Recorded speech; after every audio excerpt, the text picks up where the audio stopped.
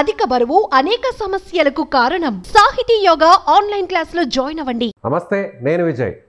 దేశంగాని దేశంలో కువైట్లో ఒక యువతి ముఖ్యంగా అక్కడ ఉన్నటువంటి ఒక అబ్బాయిని ప్రేమించి పెళ్లి చేసుకుంది. అయితే వారిద్దరి మధ్య ప్రేమ కాస్త పెళ్లి వరకు వెళ్ళింది. ఆ తర్వాత వీరికి ఒక అబ్బాయి కూడా పుట్టాడు. అయితే తీరా నువ్వు నాకు నచ్చలేదు, నిన్ను వదిలేస్తున్నానంటూ కువైట్ నుంచి తిరిగి అతను ఇండియాకు వచ్చేసాడు. ఇప్పుడు ఆమె ఇండియాకు రావాలంటే ఆ బిడ్డకు ఇక్కడ సిటిజన్షిప్ లేదు కాబట్టి కువైట్ ఎంబసీ నుంచి ఇక్కడికి రావడానికి చాలా ఇబ్బందులు పడుతుంది. అయితే ఇప్పుడు ఆమె సుమన్ టీవీని ఆశ్రయించింది.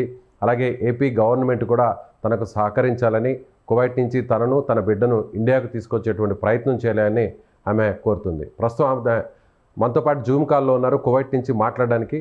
చిన్ని, నమస్తే అండి.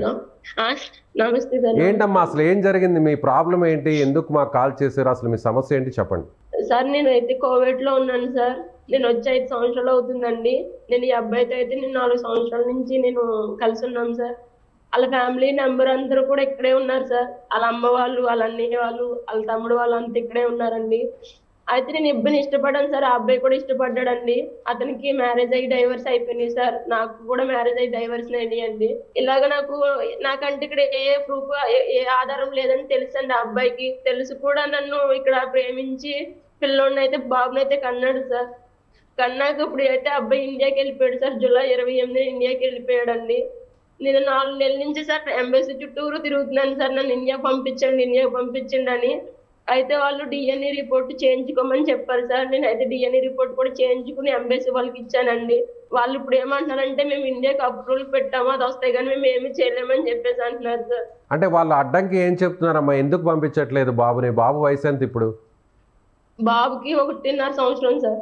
ఓకే, సో ఇండియాకి వాళ్ళు ఏం చెప్తున్నారు, వాళ్ళు ఏమంటున్నారంటే సార్, నాకంటే ఏ మ్యారేజ్ సర్టిఫికెట్ కానీ బాబుకి అంటే హాస్పిటల్లో పుట్టినట్టు కానీ మా దగ్గర ఏ ప్రూఫ్స్ లేవు సార్.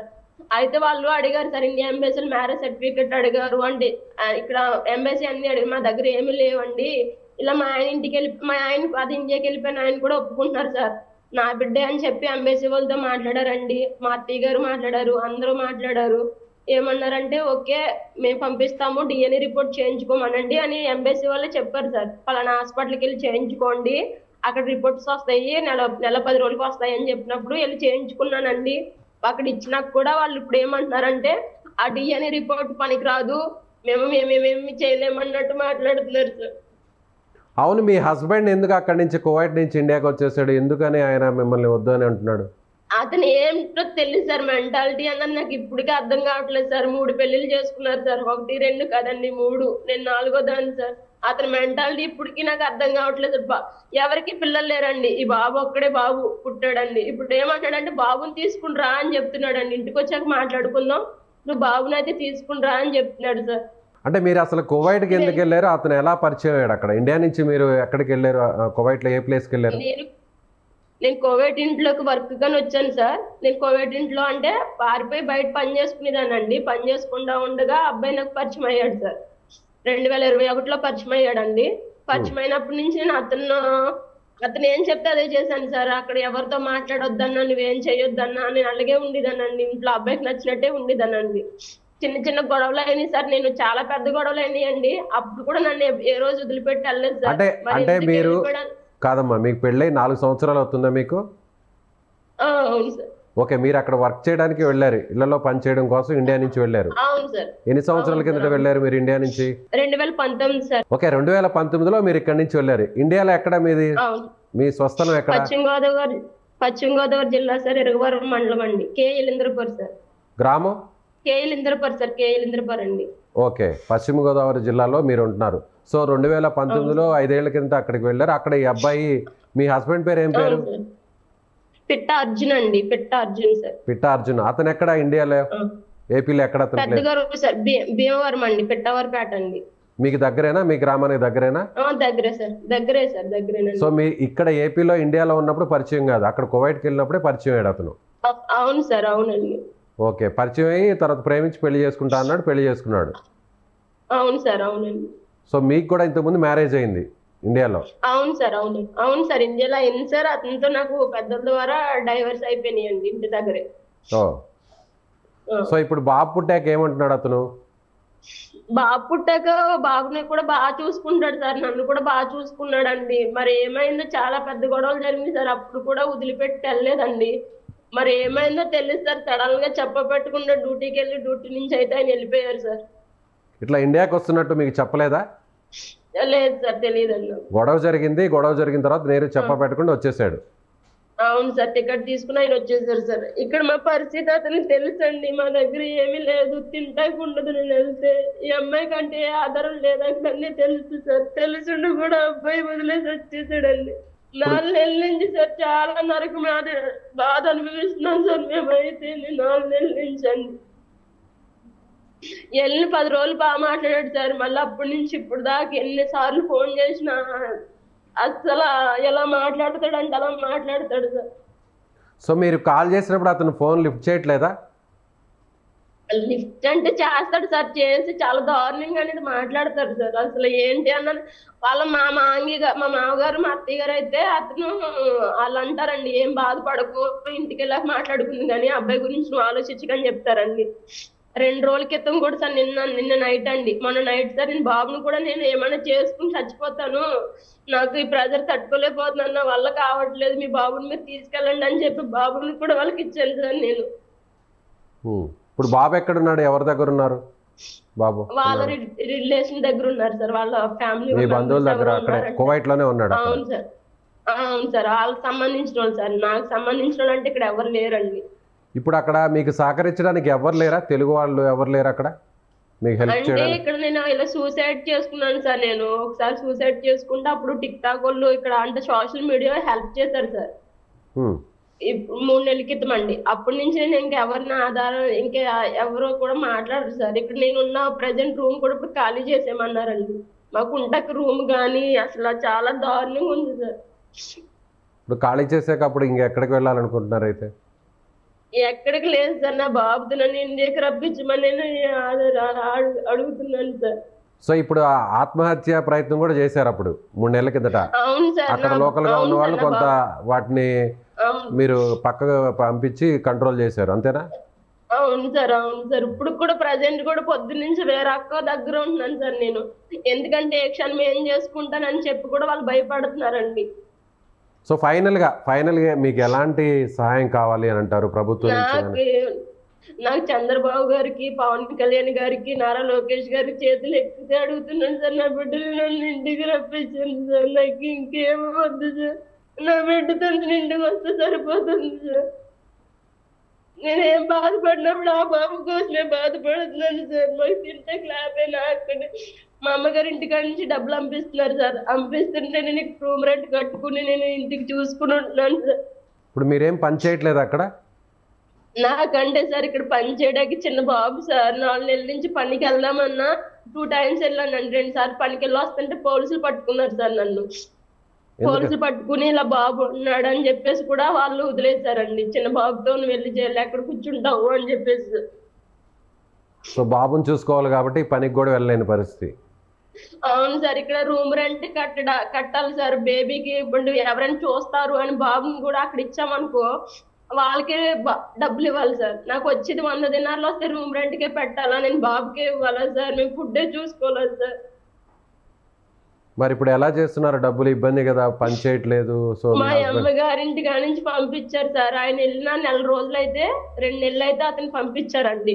మళ్ళీ అప్పటి నుంచి ఇప్పుడు దాకా నాకు వాళ్ళు మా ఆయన తరపు నుంచి ఏ ఆధారం రాలేదు సార్. మా అమ్మగారు ఇక్కడ ఎవరో ఒకరిని అడుగుతున్నాను సార్, 10 దినార్లు 10 రూపాయలు అడుగుతుంటే వాళ్ళు ఇస్తున్నారండి. మీరు ఇచ్చిన నెంబర్ ఎవరైతే మీ హస్బెండ్ అని చెప్తున్న అర్జున్ నెంబర్కి కాంటాక్ట్ చేస్తున్నాం మేము, ఆయన ఫోన్ కూడా లిఫ్ట్ చేయట్లేదు. మీరు ఇచ్చిన నెంబర్కి పదే కాల్స్ చేస్తున్నాము కానీ ఆయన అటెంప్ట్ చేయట్లేదు. ఎవరి ఫోన్లు కూడా ఆయన లిఫ్ట్ చేయట్లేదా? లేదు సార్, నా ఫోన్ అయితే ఎవరి ఫోన్ లిఫ్ట్ చేయట్లేదు అనుకుంటా సార్. లైవ్ లో మీ ముందే కాల్ చేస్తున్నాం, మా పీసీఆర్ టీము అతనితో మాట్లాడించడానికి ట్రై చేస్తున్నారు, బట్ అతను ఫోన్ అయితే మాత్రం లిఫ్ట్ చేయట్లేదు. అంటే బయట నెంబర్లు ఉంటే కూడా అతను ఫోన్ ఆన్సర్ చేయడా? ఏంటి సార్? బయట నెంబర్స్ నుంచి కాల్స్ వస్తే అతను ఫోన్ ఆన్సర్ చేయడా? తెలియదు సార్, నాకు తెలియదండి. ఇప్పుడు అతను అయితే నా ఫోన్ కూడా లిఫ్ట్ చేయట్లేదు సార్. ఎన్నిసార్లు చేసినా ఫోన్ లిఫ్ట్ చేయడండి.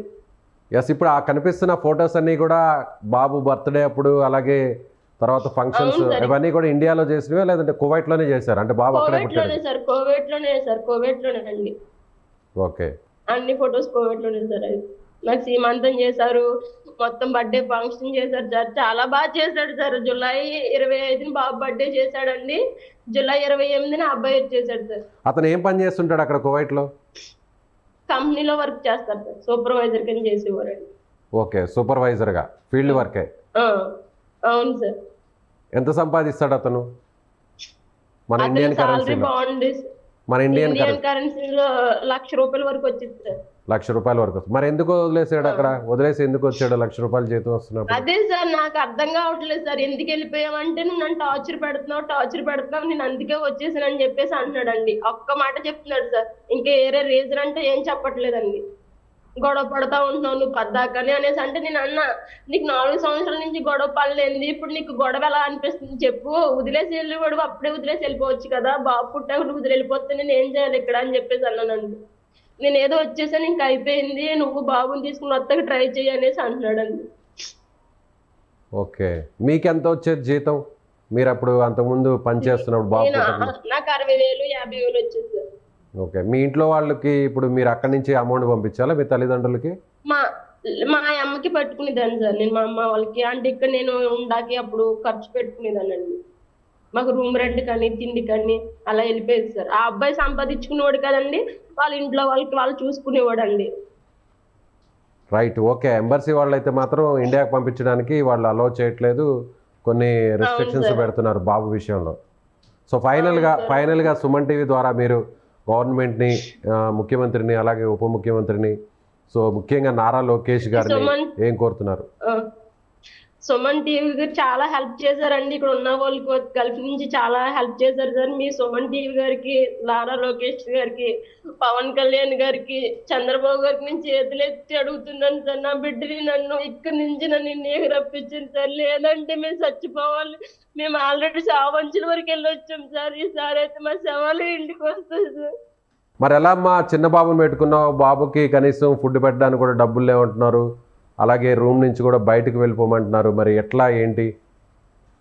సార్ మీకు సుమన్ టీవీ వాళ్ళు చాలా మంది చాలా హెల్ప్ చేశారు సార్. నేనైతే ఒకటి అడుగుతున్నాను సార్, నాకు ఇక్కడి నుంచి వచ్చేలాగా ఆధారం చూపించండి. ప్రస్తుతానికి బ్రతకడాకైతే కూడా మాకు చాలా కష్టంగా ఉంది సార్. మీకు ఏదన్నా సాయం చేయాలనుకుంటే సార్ నేను నెంబర్ చెప్తాను, ఆ నెంబర్కి సాయం చేయండి సార్. Right, okay. చూస్తున్న వీడియోను చూస్తున్నటువంటి వీక్షకులు ఎవరైతే ఉన్నారో, సో సాయం చేయాలనుకున్న వారు కింద కనిపిస్తున్నటువంటి ఫోన్పే, గూగుల్ పే నెంబర్కు కొంత అమౌంట్ ఏదన్నా తోచిన విధంగా సహాయం చేస్తే తన బిడ్డకు ఫుడ్ పెట్టుకునేటువంటి పరిస్థితి ఉంటుంది. అక్కడ కొంతకాలమైనా అంటే ఇండియాకు వచ్చేంత వరకైనా కూడా తనకు ఒక ఆధారంగా మారుతుంది. సో వీడియోని చూసేటువంటి వారు, మనసున్నటువంటి వారు తనకు ఆర్థిక సాయం చేయాలి. ఫోన్పే, గూగుల్ పే నెంబరు కింద కనిపిస్తున్నటువంటి డిస్ప్లేలో కనిపిస్తున్న నెంబర్ ద్వారా అమౌంట్ను పంపించాలని ఆమె కోరుతున్నారు. నేనైతే బాబుని కూడా చూసుకోలేని పరిస్థితిలో ఉన్నాను సార్ ఇక్కడైతే.